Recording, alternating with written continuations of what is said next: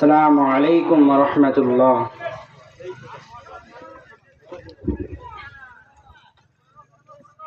الحمد لله وكفى وسلام على عباده الذين اصطفى. الحمد لله الذي وحده والصلاة والسلام على من لا نبي بعده. وبشانه قال جل وعلا: أعوذ بالله من الشيطان الرجيم. بسم الله الرحمن الرحيم. إن الله وملائكته يصلون على النبي يا أيها الذين آمنوا صلوا عليه وسلموا تسليما. সকলেই দুরূদ শরীফ পড়ি। اللهم صل على محمد وعلى آل محمد كما صليت على إبراهيم وعلى آل إبراهيم إنك حميد مجيد. اللهم بارك على محمد وعلى آل محمد كما باركت على إبراهيم وعلى آل إبراهيم إنك حميد مجيد.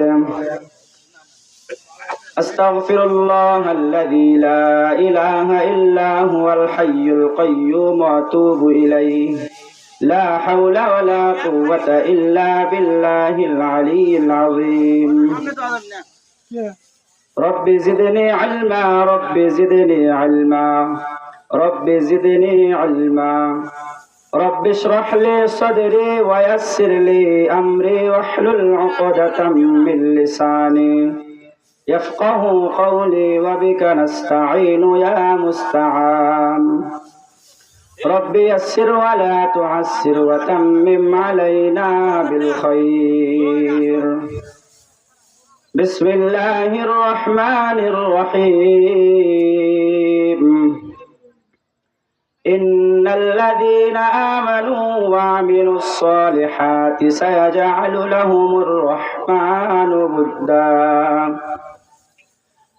وقال رسول الله صلى الله عليه وسلم: إنما الأعمال بالنيات. صدق الله العظيم وصدق رسوله النبي الكريم. ونحن على ذلك لمن الشاهدين والشاكرين والذاكرين والحمد لله رب العالمين. सूरज ने दिया अपने शुआओं को पैगाम. सूरज ने दिया अपने शुआओं को पैगाम. दुनिया अजब चीज कभी सुबह कभी शाम.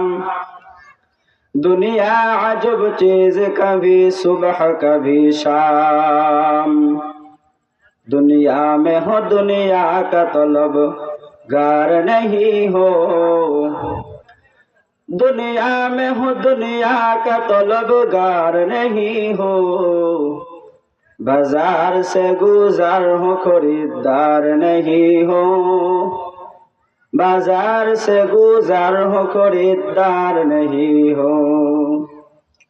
আলহামদুলিল্লাহ ফকিরপাড়া বিলপাড়া জামে মসজিদের উন্নয়ন কল্পে ইসলামী জলসার সভাপতি সহসভাপতি প্রধান অতিথি বিশেষ অতিথি এবং আমার সামনে উপস্থিত মুরব্বিনে কেরাম এবং আমার যুবক ভাইরা, সর্বপ্রথম আল্লাহ তাআলা দরবারে লাখো কোটি শুকরিয়া আদায় করি যে মহান রব্বুল আলামিন আমাদেরকে অত্যন্ত ভালোবেসে মহব্বত করে এই প্রচন্ড শীতের মধ্যে মাহফিলে এসে কিছু কথা বলার এবং শোনার তৌফিক দান করলেন।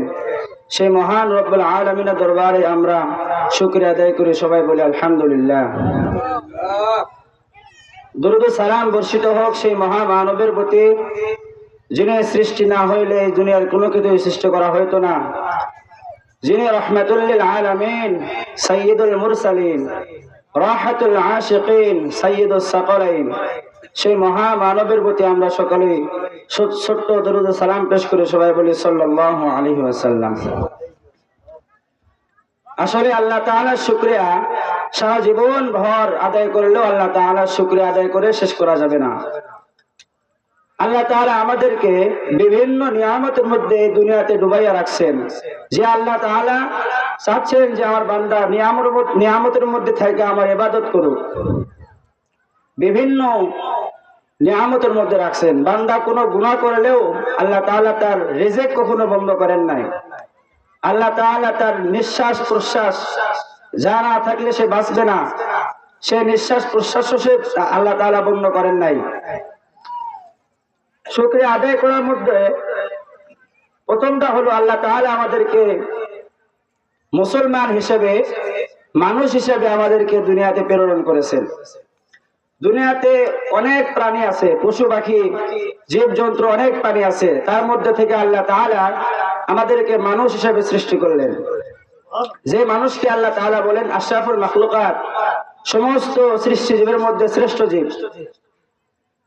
মানুষ যদিও খারাপ কাজ করুক না কেন, একজন চোর চুরি করবে, ডাকাত ডাকাতি করবে, জিনাকার নারী জিনা করবে, সারাদিন জিনার মধ্যে লিপ্ত থাকবে, নাফরমান সারাদিন নাফরমানি করবে, তারপরেও আল্লাহ তাআলা বলেন সে আশরাফুল মাখলুকাত, শ্রেষ্ঠ জীব।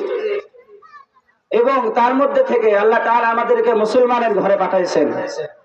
দুনিয়াতে অনেক ধর্ম আছে, তার মধ্যে থেকে শ্রেষ্ঠ সত্য হলো মুসলমান, ইসলাম। আমরা কোনো দরখাস্ত, কোনো চিঠি, কোনো কথা ছাড়াই আল্লাহ তাআলা আমাদেরকে মুসলমানের ঘরে পাঠাইলেন। রাসূলুল্লাহ সাল্লাল্লাহু আলাইহি সাল্লাম বলেন যে কোনো মুসলমান সারা জীবন যদি গুনাহের মধ্যে লিপ্ত থাকে, যদি সামান্য পরিমাণ একটু ঈমান থাকে, সে জাহান্নামের মধ্যে থাইকা হলেও এক সময় আসবে যে সময় তাকে জান্নাতের মধ্যে প্রেরণ করা হবে। সুবহানাল্লাহ। এবং এরপরে আল্লাহ তাআলা আমাদেরকে অন্য আগের জামানার নবীদের উম্মত না বানাইয়া আখিরি জামানার পয়গম্বর হযরত মুহাম্মদ রাসূলুল্লাহ সাল্লাল্লাহু আলাইহি ওয়াসাল্লামের উম্মত হিসেবে প্রেরণ করেছেন। যে উম্মতের এত দাম, যে পূর্বের জামানায় নবীগণ আল্লাহ তাআলার কাছে দোয়া করতে, আল্লাহ আমাকে আখিরি জামানার পয়গম্বরের উম্মত হিসেবে কবুল করো। সকল নবী এই দোয়া করতেন।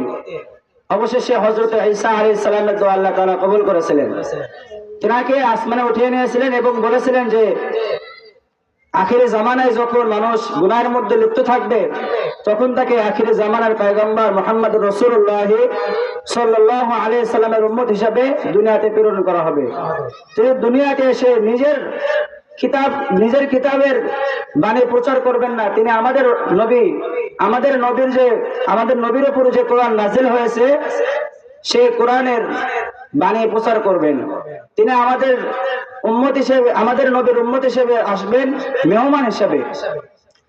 অনেকে মনে করে যে আল্লাহ রাসূল সাল্লাল্লাহু আলাইহি ওয়াসাল্লাম বলেছেন আনা খাতামুন নবিয়্যিন লা নবিয়্যা বাদি, যে আমার পরে আর কোনো নবী নাই। এই কথা ভুল। বলে কেন? যে হযরত ঈসা আলাইহিস সালামকে আবার প্রেরণ করা হবে। আসলে ঈসা আলাইহিস সালাম এই দুনিয়াতে আবার আসবেন, কিন্তু সেটা মেহমান হিসেবে, উম্মত হিসেবে আসবেন। যেমন বাংলাদেশে অন্য দেশের থেকে যদি কোনো সরকার বাংলাদেশে আসে, তাহলে সে মেহমান হিসেবে আসে, তার আইন এই বাংলাদেশে চলতে যাওয়া যাবে না। তেমনি ভাবে হযরত ঈসা আলাইহিস সালামকে দুনিয়াতে পাঠানো হবে মেহমান হিসেবে, উম্মত হিসেবে।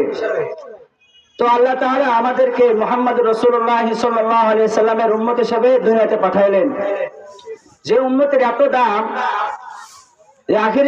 আগের জামানায় মানুষ যদি একবার সুবহানাল্লাহ বলতো, তাহলে তার একবার সুবহানাল্লাহ বলার সওয়াব দেওয়া হতো। কিন্তু আমাদের জামানায় নবীজির উম্মতদের এত দাম যে একবার সুবহানাল্লাহ বললে এক হাদিসের মধ্যে পাওয়া যায় আসমান এবং জমিনের মধ্যে যে ফাঁকা জায়গাটুকু দেখা যায় তা নেক দ্বারা ভরপুর করে দেওয়া হবে। এক হাদিসের মধ্যে পাওয়া যায় যে জান্নাতের মধ্যে তার জন্য এমন একটা গাছ তৈরি করা হবে যে সে সারা জীবন যদি দৌড় পারে কিন্তু ওই তারপরেও ওই গাছের ছায়া শেষ করা যাবে না। সুবহানাল্লাহ। আল্লাহ তাআলা আমাদেরকে ভালোবেসে এই আখিরি জামানার পয়গম্বর রাসূলুল্লাহ সাল্লাল্লাহু আলাইহি সাল্লামের উম্মত হিসেবে দুনিয়াতে পাঠাইলেন কোনো বিনা দরখাস্তে। এজন্য আল্লাহ তাআলার বেশি বেশি নিয়ামত করা দরকার।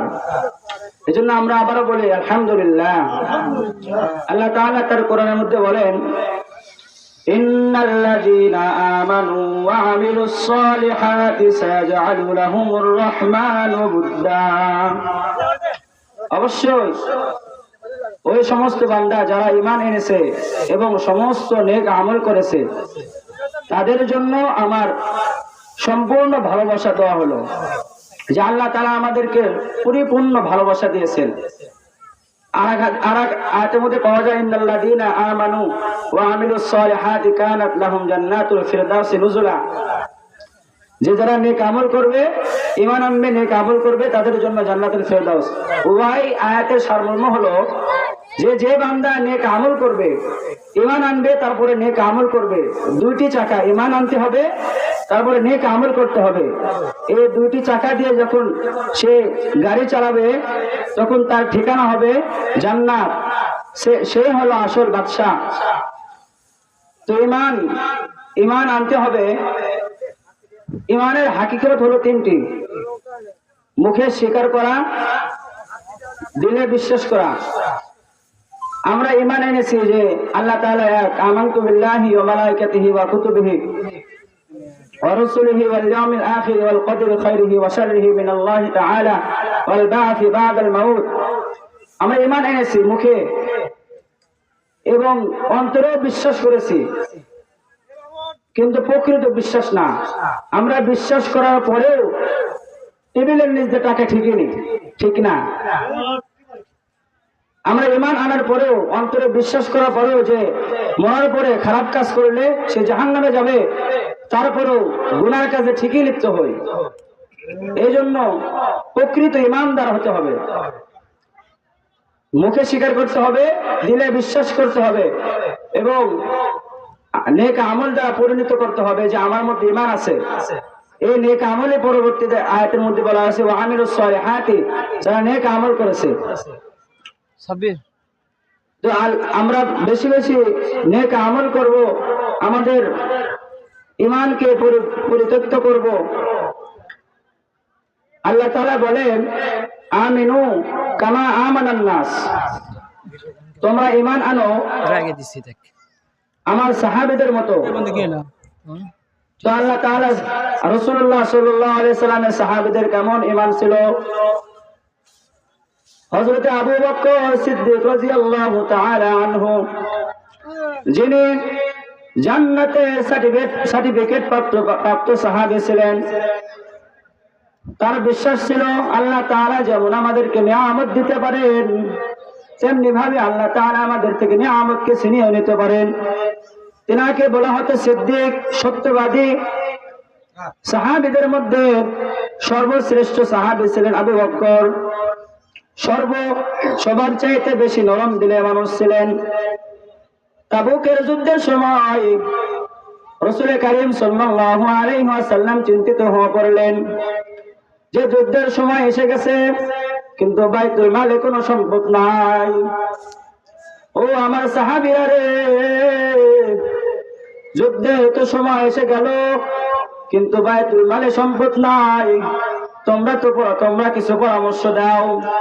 সাহাবে কেরাম রাদিয়াল্লাহু তাআলা আনহুম পরামর্শ দিলেন যে ইয়া রাসূলুল্লাহ সাল্লাল্লাহু আলাইহি ওয়াসাল্লাম, আমরা যেরকম ভাবে পাবো আপনার দরবারে নিয়ে আসবো, তাহলে আমরা জিহাদের কাজে অংশগ্রহণ করব। রাসূল কারীম সাল্লাল্লাহু আলাইহি ওয়াসাল্লাম বললেন, যাও তোমাদের বাড়িতে যাও, তোমাদের যা কিছু আছে তোমরা নিয়ে আসো, কিন্তু মনে রাখবে তোমরা যা নিয়ে আসবে তার অল্প কিছু বাড়িতে রাখি আসবে, যাতে করে তোমরা সংসার চালাইতে পারো। সমস্ত সাহাবায়ে কেরাম রাদিয়াল্লাহু তাআলা আনহুম বাড়িতে চলে গেলেন রাসূলের আদেশ পালন করার জন্য। কিছুক্ষণ পর সমস্ত সাহাবায়ে কেরাম টোপলা বস্তা নিয়ে আসলো, কিছু কিছু করে সম্পদ নিয়ে আসলো। নবীজি জিজ্ঞাসা করলেন, হে ওমর, তুমি কতটুকু সম্পদ নিয়ে আসতে পারলে?